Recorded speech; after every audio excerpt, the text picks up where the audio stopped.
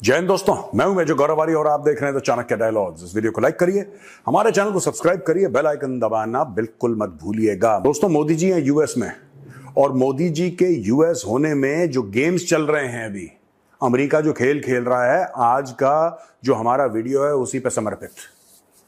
America क्या कर रहा है उसके पहले, वीडियो पे जाने से पहले भाई एक छोटा सा मैसेज है। हमने एक podcast the Chanakya dialogues English में शूट करा था, that was with lieutenant general Pradeep Nair. उसका लिंक मैंने डाल दिया है डिस्क्रिप्शन में, आप जाके क्लिक करके जरूर उस पॉडकास्ट को देखिएगा। दोस्तों, आप लोग कहते हैं कि मणिपुर के बारे में बात करिए, मणिपुर के बारे में बात करिए। पूरा हमने घंटे भर का पॉडकास्ट कर दिया मणिपुर के बारे में, और आपको ऐसी ऐसी चीजें पता लगेंगी जनरल साहब के पॉडकास्ट से, आपकी आंखें फटी की फटी रह जाएंगी। ये वो मामला नहीं है जो आप समझ रहे हैं। लोग यहां पे अनफॉर्चुनेटली सम पीपल, मैं आपकी बात नहीं कर रहा, सम पीपल या कांग्रेस और बीजेपी के आगे ही नहीं बढ़ पाए। जनरल साहब डीजी असम राइफल्स थे, वो बता रहे हैं किस तरीके से चाइना का इंटरफेरेंस है, किस तरीके से म्यांमार से ड्रग्स आते हैं, किस तरीके से चीजों को एआई का इस्तेमाल करके, इंटरनेट का इस्तेमाल करके लोगों को भड़काया जाता है, किस तरीके से चाइना हमारे खिलाफ एक लड़ाई लड़ रहा है नॉर्थ ईस्ट में। आप सुनिएगा वो पॉडकास्ट, लिंक पे जाइए, मजा आ जाएगा। अब दोस्तों वापस आते हैं मोदी जी। अच्छा, 21 सितंबर को मेजरली राइट में मैंने एक दो बातें बोली थी। 21 सितंबर मेजरली राइट, मैंने ये बोला था कि ये जो अजीत डोभाल साहब के ऊपर केस करा है खालिस्तानियों ने कोर्ट में जाके, और कोर्ट के जो अपने ऑब्जर्वेशंस हैं, ये एक फ्रॉड है। और वो सिर्फ इसलिए है कि मोदी जी आ रहे हैं, इनके ऊपर प्रेशर अप्लाई किया जाए। जब नेगोशिएशन होते हैं ना, नेगोशिएशन, तब भैया नेगोशिएशन में आपको जो फायदा मिल जाए आप वो फायदा लेते हैं, क्योंकि you want to negotiate from a position of strength. ठीक है, ये पूरा मैटर ऐसा हो गया है कि अमेरिका चाहता है कि भारत हमारी बात मान ले। सबसे पहले वो जो मैंने वीडियो करा था उसकी एक छोटी सी क्लिप देखिए, डेट हमने लेफ्ट हैंड कॉर्नर में ऊपर लगा दी है। पन्नू क्या बोल रहा है? पन्नू बोल रहा है कि to hold the Modi government accountable in front of a US court. Wordings देखिए, मोदी गवर्नमेंट को ये अकाउंटेबल करेंगे यूएस कोर्ट के सामने, जैसे यूएस कोई खुदा है।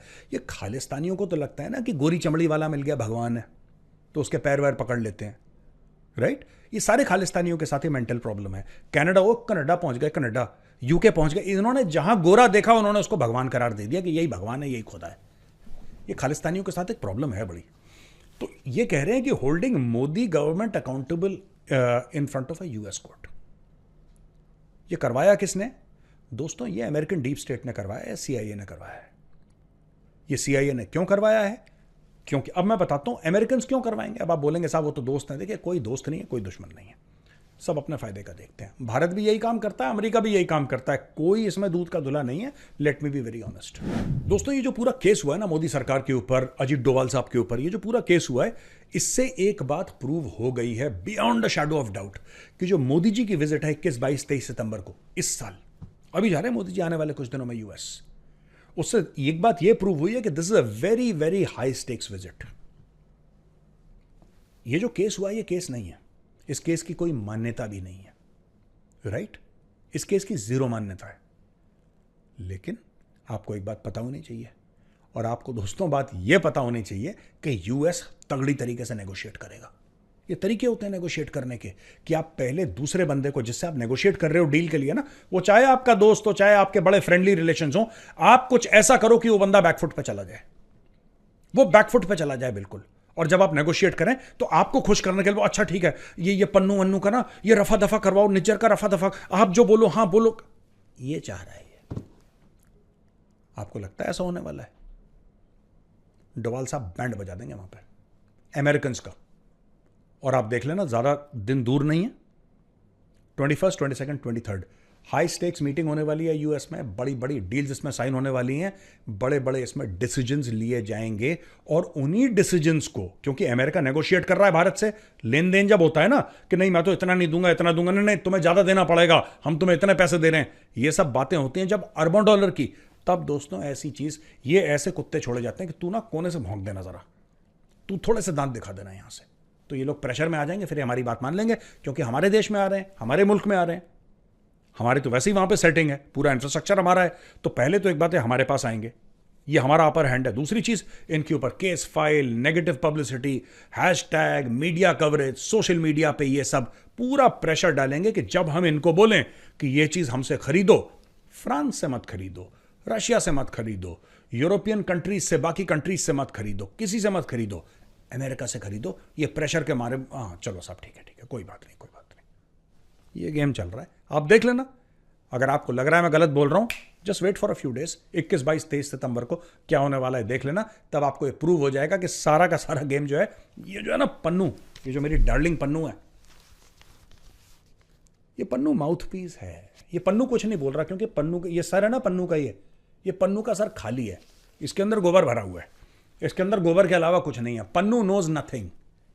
पन्नू को जो मुंह में बोल दिया, डाल दिया, जो शब्द सीआई है ना, पन्नू ने वो बक दिया, और पन्नू ने अपने $100 जेब में डाले। That's it.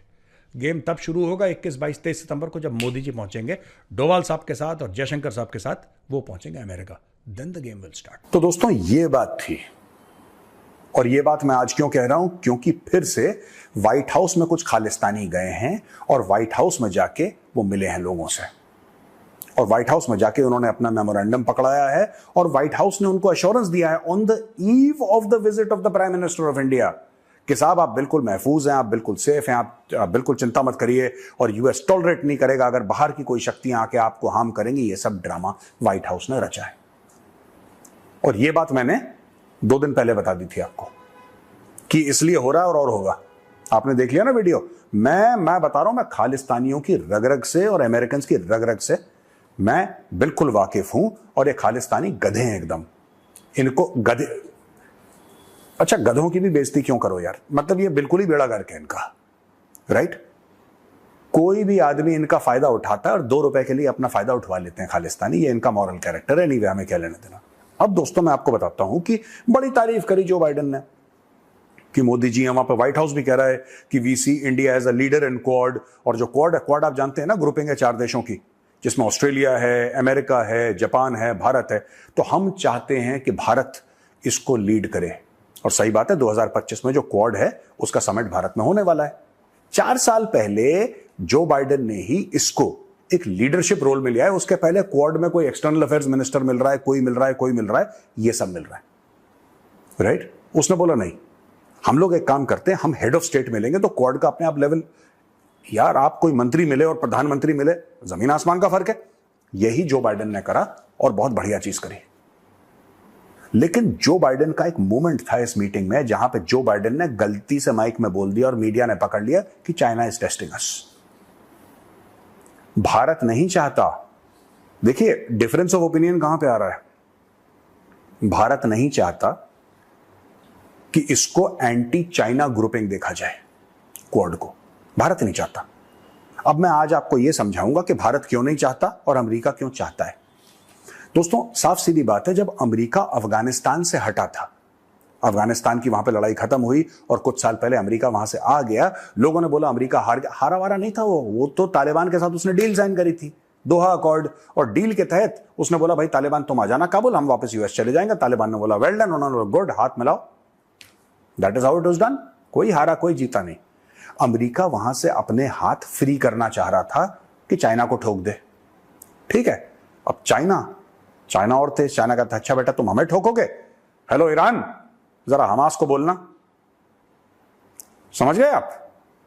एक और लड़ाई शुरू हो गई, और वहां पे रशिया ने यूक्रेन के अंदर वो कर दिया। अब लोग ये कहते हैं कि इसके पीछे भी चाइना का हाथ था, क्योंकि चाइना और रशिया की आजकल बड़ी बनने लगी, पहले नहीं बनती थी इनकी, पहले इनकी लड़ाइयां हो रखी हैं, आजकल इनकी बड़ी बन रही है।